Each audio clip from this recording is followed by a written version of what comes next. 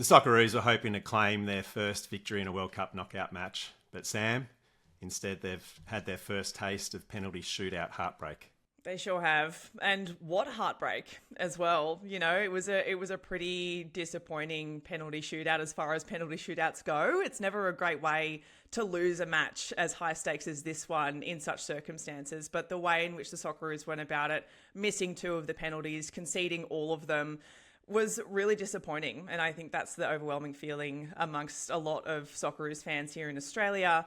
A lot of disappointment, but also a lot of frustration, I think, at some of the decisions that were made by Tony Popovic in terms of the penalty shootout, particularly the substitution of Patrick Beach in goal and bringing on Matty Ryan specifically for the shootout. Hindsight's 2020. He conceded every single penalty that he faced, and he never even looked close to saving them. And bringing off, an in-form, a confident young goalkeeper who just made a couple of really incredible saves during an exhausting 120 minutes. You know, penalty shootouts are 50% confidence, 50% technique, and it's really baffling to me that was a decision that was made. I can't imagine how it's feeling over there at the moment, Jack, and for the Socceroos fans in the stadium. Is there a similar amount of confusion about why Popovic made these decisions? Well, I think we're just talking about one decision there, aren't we? Look, I tend to think, as you said, hindsight is 2020, and yes, Popovic did jump out of the what is expected of a coach to replace his goalkeeper right at the end. And unfortunately, Australia didn't win the shootout. And we all want to blame someone. We want to blame something. And because Ryan didn't save any, it is easy to put our minds towards that decision and wonder, heck, if Beach was in that goal, maybe he could have saved them. Ultimately, these are calls that coaches are made, that coaches are employed to make. And certainly Tony Popovic has more experience than me as a coach. I wouldn't ever think that I know more about Ryan's penalty prowess compared to Patrick Beach's. But I think that the key thing is, though, Sam, you're exactly right. For Tony Popovic to remove Patrick Beach, who was looking amazing, obviously kept Australia in the game with a few amazing saves, and not giving him the chance to go on and do the same thing in the World Cup, in the penalty shootout. That's the confusing decision for me. And it's one that we'll never know, what Beach might have done. And it's this nagging what if that's going to hang over us for the next 4 years, 8 years, probably for the rest of our lives. It's a little curiosity that 4 years ago, Matty Ryan was pulled out of a penalty shootout in a World Cup qualifier against Peru. Andrew Redmayne stepped up and did the job. And this time it was Matty Ryan that stepped in and unfortunately couldn't get Australia over the line. I can only imagine how somber the mood must be in the Socceroos camp, Jack. You've been at Dallas Stadium today for the game against Egypt. What can you tell us about what it was like in the aftermath?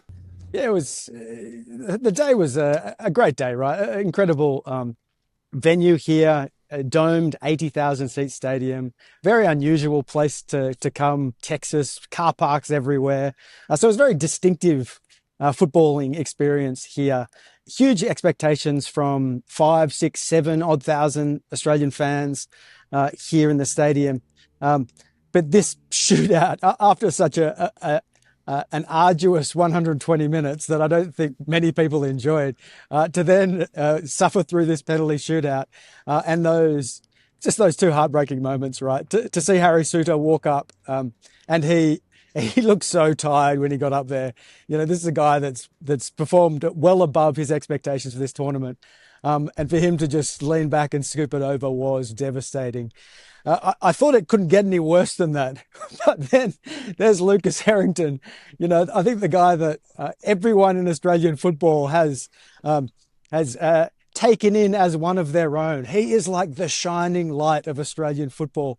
And for him to be asked to step up in this critical occasion, we're all just like, please, no. He's perfect. He's unblemished. We don't need to put this pressure on him. And sure enough, the poor kid hits the crossbar. And after the game, just the disappointment was palpable down speaking to all the players.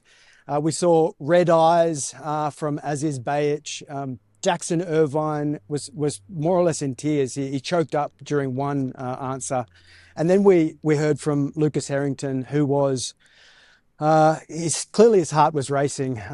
He had the Australian media manager next to him to ensure that, this was a situation he was comfortable in. But he took us through, his thought process. He felt comfortable. He felt like he'd prepared adequately. And he hears all the messages that he's receiving from other players saying there's nothing more he could have done. There was actually one message from Zlatan Ibrahimovic on the Fox Sports coverage here in America, pretty much reaching out and telling him, you've played really well in this tournament. There's nothing to be ashamed about with regards to missing this penalty. And that's the sentiment I think everyone shares in Australian football. It's just pretty bloody tragic, isn't it? That it was Lucas Harrington, one of our brightest spots in this World Cup campaign. I mean, I take your point, Jack, about yes, Tony Popovic is the head coach. He makes the calls. They've seen them in training. They've seen them practicing penalties. But I think this is another question that we have in terms of his selections.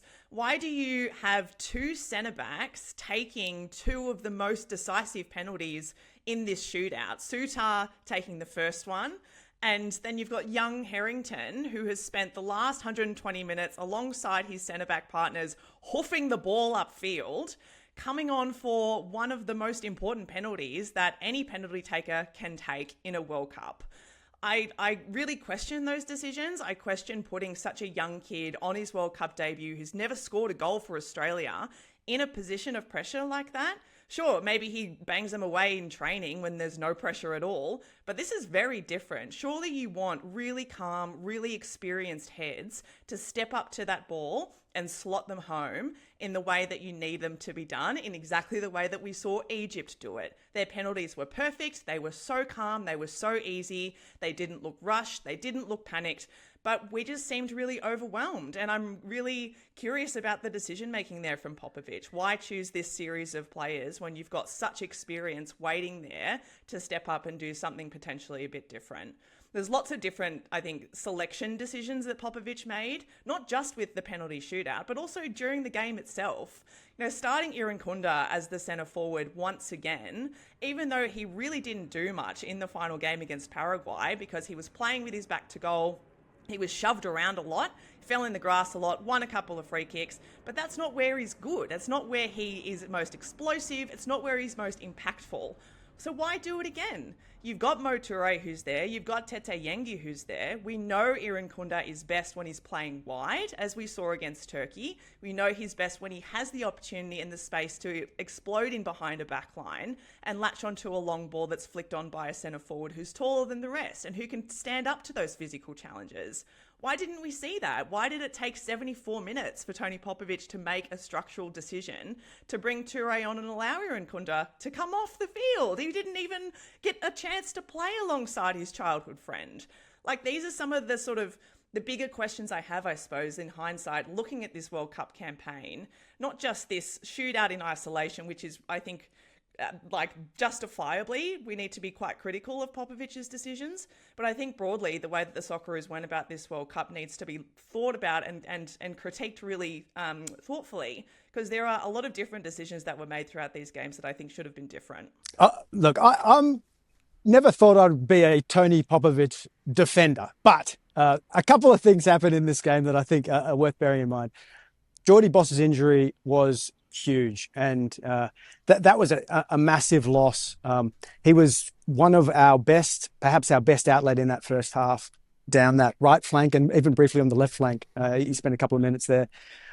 Losing that impetus, the attacking impetus was huge. And also, I actually think the use of Christian Volpato, he was a shining light for most of the time he was on there. And he was kind of occupying those spaces in between the lines that maybe were opened by Irankunda's runs. So I don't think we can look at it all in as simply as, Irankunda is not your orthodox striker. I agree. I was surprised that he didn't start Mo Toure today. And I don't think anyone can argue with the Socceroos record, right? 3 goals in 4 games and an extra time period is not a great record. I asked Connor Metcalf, everyone's, this is the topic on everyone's lips, right? how can the Socceroos score more goals? And he just said, the World Cup's hard.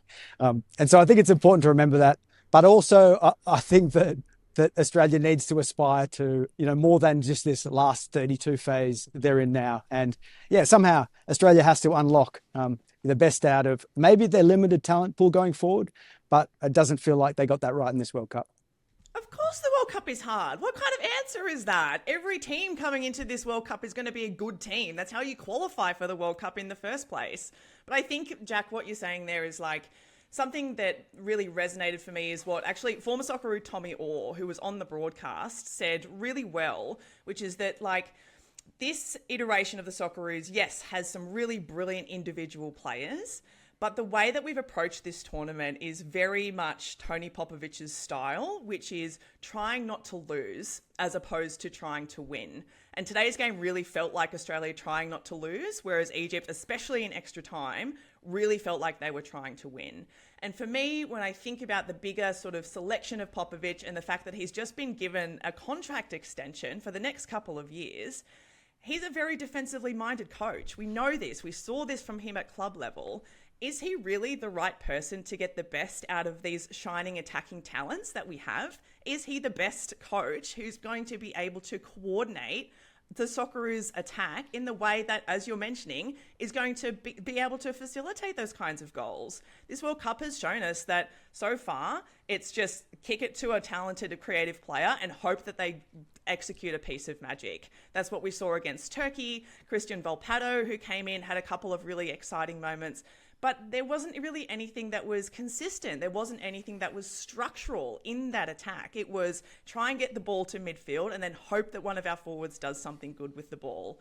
That can't be our approach to major tournaments going forward. And I don't know if Tony Popovic is the right person to be able to change that.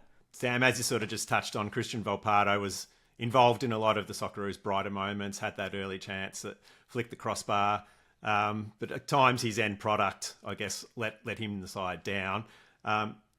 Jack, what's your view on how he's been introduced to the side and what that might mean for the Socceroos going forward and especially moving into this Asian Cup phase? Obviously, it was very hard for him to get up to speed quickly, coming in so late. I've actually been surprised by how effective he's been. He does feel like the kind of player we don't have, a player that can take people on and most importantly, kind of draw defenders into challenges, making half spaces, setting up teammates. Yes, the end product wasn't there.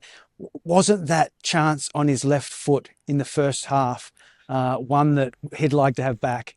It just felt like this was made for him. And so he didn't quite have one of those moments, right? Those really defining World Cup moments. But I think largely we can be pretty happy with him, particularly in this match until he went off towards the end of the second half. Clearly his fitness isn't there to take him through 90, 120 minutes. But it felt like he was something we didn't have, a ball-playing midfielder, attacker, playing in behind the strikers who connect the midfield to the forwards. And I think it was no coincidence that maybe his best passages were in the first half when Geordie Boss was also on that right flank.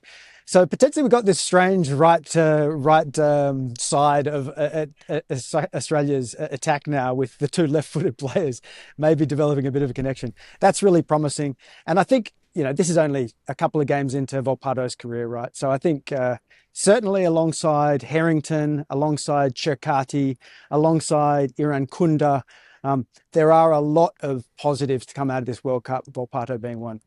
And Sam, for you, we've spoken about a lot of the young talents that the Socceroos have put on show over the past few weeks. Have there been any in particular that have stood out for you that you think can sort of take hold of this team and drive it forward? Yeah, I mean, I think bouncing off what Jack has just said, Christian Volpato, I think, demonstrates a kind of creativity and a technical ability that we haven't seen in the Socceroos for quite a long time. And I'm very curious about what it sort of says, I suppose, about the Australian system that a guy who came into camp less than a week before the World Cup has turned out to be our most creative and talented attacking player. Like, what are we doing as a system, as a sort of a structure of football in Australia that is not producing players like this? He's been playing overseas for quite a long time because he wasn't being given opportunities here. What's going wrong here that we're not able to find and develop more Christian Volpatos? What are we doing that is like unable to build the kind of attacking talents that we have been crying out for this World Cup. We've got them in sort of sprinkles here and there, but they're not cohesive. They sort of do their own thing. They're trusted to execute that piece of magic when the ball falls to them. But there doesn't seem to be that kind of bigger systems approach to attack in the way that we see a Spain or an Argentina or a Japan or other nations who we expect to go really far in these tournaments. So I think there's definitely talent there. I think Alessandro Cecchetti is unbelievable. I think he was such an unsung hero throughout this tournament. He is so incredibly gifted and so calm and so mature for such a young player.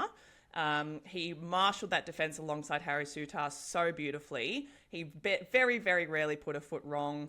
He seems like such a natural leader. I'm really excited about the future of the Socceroos with someone like him anchoring the defensive line like that. And I think Geordie Boss, the last 2 games before he obviously went off injured today, has been as such a shining light. You know, like how wonderful to see that we can still develop those kinds of really athletic, attacking, overlapping wing backs, and that there is this real gusto, this real bravery to the way that he plays. I think that's what Socceroos fans really connect with, you know, like Ellie Carpenter-esque. Like, we love it. We love seeing a player running at defenders and attacking and being brave and shooting and cutting inside and doing all the things that make us feel alive, that make us really excited to watch whatever they do next. I think he's a real example of that as well.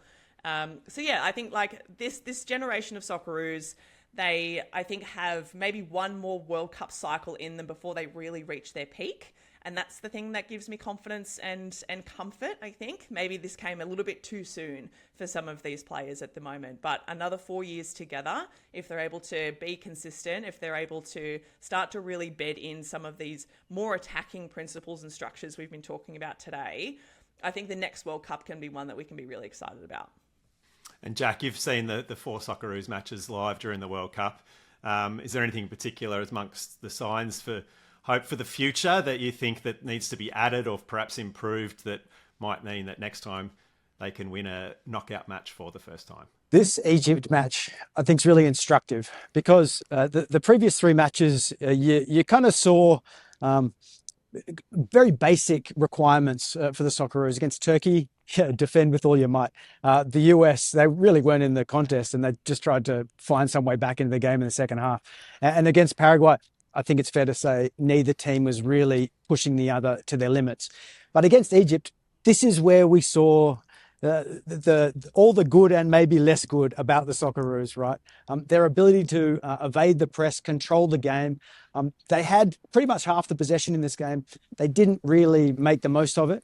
And these are the opportunities against teams about a similar level. Egypt are only 2 places above Australia on the FIFA rankings.